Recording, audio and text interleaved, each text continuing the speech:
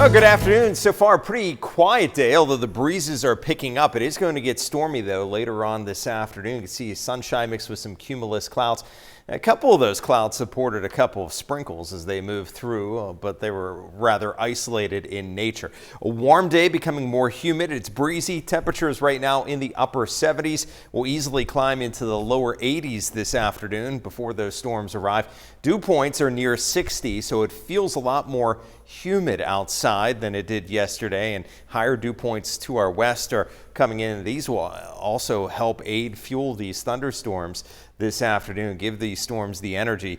Looking at the current wind gusts, up around 30 miles per hour. So wind gusts outside of storms around 30. There can be some localized higher wind gusts inside of thunderstorms. And wouldn't you know it, another earthquake near Guernsey, Noble County this morning. This happened at 10:09 this morning, not too long ago, magnitude 2.8. This is the third earthquake to happen in this exact area within a week's time. We had two last week, another one this week. Now look at the radar. Things are pretty quiet locally. Not much showing up, but you expand the view, you can see it gets more active to our west, and there are thunderstorms producing severe wind gusts towards Indianapolis at the current time. This is the activity that we will be watching march eastward into the afternoon hours. Storm Prediction Center has the entire area under an enhanced risk of severe weather on a scale of 1 to 5, right in the middle at 3.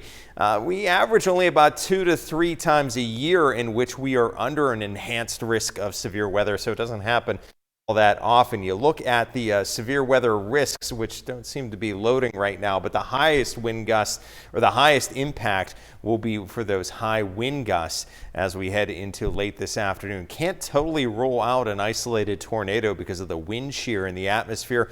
The lower levels, the winds are out of the southwest, while at higher levels, the winds are out of the west, and that could create some spinning.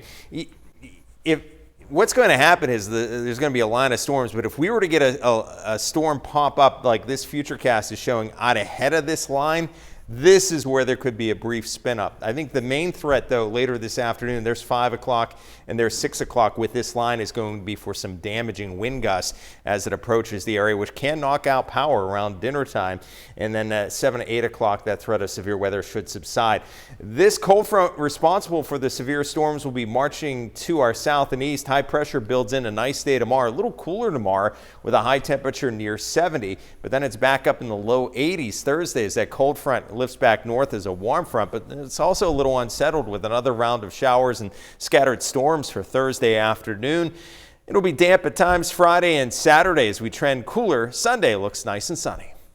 Sorry to interrupt your regular programming, but we do have a tornado warning that's in effect for a majority of Jefferson County, including their majority of Hancock as well as Brooke County. Radar indicating some rotation within this line of severe thunderstorms that are progressing east across the area. And this is moving quickly, even around about 50 miles per hour as it pushes towards the east. And not only dealing with the potential there for a quick spin up of a tornado, but in general dealing with some very high winds within the segment of this line, that the wind speeds themselves can be upwards of even 80 miles per hour. So even outside of any potential for a tornado, just dealing with the potential for some destructive high winds, which if you're wondering why your phone was going off, that's why. The potential is there for wind gusts. Typically with a severe thunderstorm warning, it's up to 60. The potential is there for wind gusts up to 80 miles per hour. You can see the extent of this wind and rain moving into the area. I can just hear that wind howling. Again, these are okay. I just saw a flash there. I just saw a flash that could very well be a down power line. I saw a flash there into the distance. So this is the winds picking up at this very instant. These winds are ramping up. And again, this is a good idea preview of what this is capable of producing. These are producing some destructively high winds. You can see the camera just shaking at the higher elevation, the guide wire shaking, and you can see that rain just getting blown around as it's moving into the area as well. Yeah, you could really hear that wind howling here at the station, the camera getting shaken up and down, the wind, and that we're hearing, I believe, what could be hail hitting the roof of our station as well. And I can, yeah, this wind, I have not heard the wind howl at the station like this before in my career here at WTOV 9. This is, again, a destructive line of severe thunderstorms moving east across portions of Jefferson County. More flashes. These are down power. These likely are lines getting blown down. or you're getting flashes. You see those flashes on the screen there. You could see this is destructive winds. Wow. We're getting still those power flashes, likely of getting some down trees and down power lines as this is moving east across the area. The guide wires on our tower just shaking. Again, you can see just how high those winds are to be shaking our camera like this with these destructive winds that are pushing east across the area. This is a horrendous sight. And again, tornado warning in effect for portions there across, looking into portions of Jefferson County, Brooke, Hancock County. You know, if you're tuning in Brooke, Hancock County, this is just now entering into your locations. This is what to watch for if you're tuning into those areas. And again, this is why you want to be seeking shelter right now if you're tuning in Brooke, Hancock County, because what we've been seeing a preview of our tower cam overlooking Steubenville, this is what's anticipated to continue into the northern panhandle.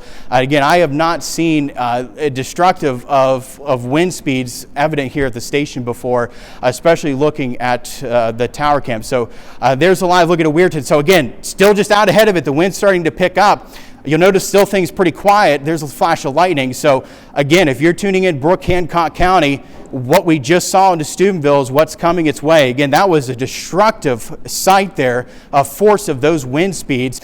We're looking at 4:58. We got a couple minutes left of this tornado warning that's in effect until 5 o'clock. Again, though, the worst of this is now east and even moving closer towards Pittsburgh at this hour. So, you know, we've seen the worst of this system, this line of thunderstorms likely out of our area at this point. I think the worst of it is out of our area. Thanks for staying up with us tonight. We are tracking some additional rain moving across the area, but not anticipating any additional severe weather. We've had some thunderstorms to the mix, yes, but these storms not producing any damaging winds, just producing some heavy downpours as well as some lightning, and that's what we'll be dealing with in portions of the area, mainly moving through portions of Carroll, Columbiana County, even there to the very northern part of Jefferson as well as Hancock County. We've been dealing with the same, then looking into locations closer to Monroe, Tyler, Wetzel, Marshall County, even though storms starting to move out of those areas and mainly just dealing with more of a rain now at this hour. Still maybe a rumble of thunder, but again,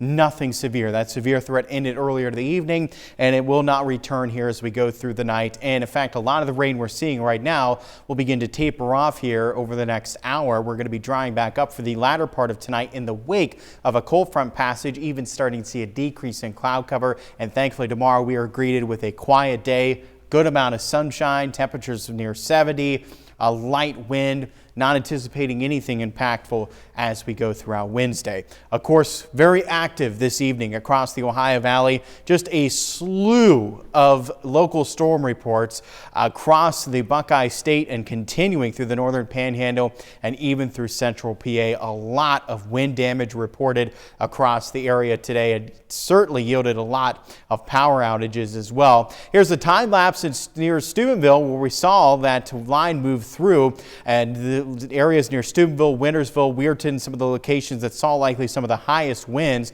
We saw those highest winds moving out of Coshocton County through Tuscarawas and then portions of Harrison, Carroll, Jefferson, Brooke, and Hancock. Those are the locations that saw some of the highest winds. And again, you saw it there on the tower cam, the time lapse in Steubenville, just how much that camera was shaking as those winds moved through. And yes, where we're dealing with some of the highest reported power outages, exact same locations we were discussing the highest winds likely occurred. In fact, still dealing with over 18,000 customers reported without power in Jefferson County. If you total this up across their area, it's over 70,000 customers reported without power. Some of the hardest hit counties in terms of power outages was Harrison, Jefferson, and Brooke County. Now, Harrison, Jefferson County dealing with close to and even over 50% of customers reported, customers tracked in those counties were reporting no power. Now, Brooke County is closer to 80% of customers tracked reporting no power in Brooke County. And that was certainly the hardest hit county in terms of power outages in our area, Brooke County. And as you can see, still, unfortunately, a lot of power outages to deal with and a lot of damage to clean up. And unfortunately, this can take some time to recover these power outages here over the next couple of days. Thoughts certainly with the linemen working some long hours to restore power for us over the next few days. Our future casts, as we do extend for the remainder of the night, again, things start to quiet down even more as we drop dry back up, and then thankfully things very quiet throughout Wednesday. And while we're likely rain-free throughout Wednesday, we'll watch for the potential for a shower into Thursday morning. And then by Thursday afternoon and evening, we are likely dealing with scattered showers and thunderstorms. And it's at this point for Thursday afternoon and evening that unfortunately we do have the potential for severe weather returning. Now, the risk overall does not look as high Thursday as what we have for today, but the potential is there for isolated damaging winds and large hail with any severe thunderstorm that does happen to develop later into the day Thursday. We'll likely drop that severe risk and a lot of those thunderstorms as well, but showers likely carry over Friday into Saturday. A cool down after warming back up Thursday, Friday into Saturday, a cool start to the weekend, and we'll climb back further into the 60s. Lots of sunshine Sunday. That beautiful weather late this weekend likely carries over early next week.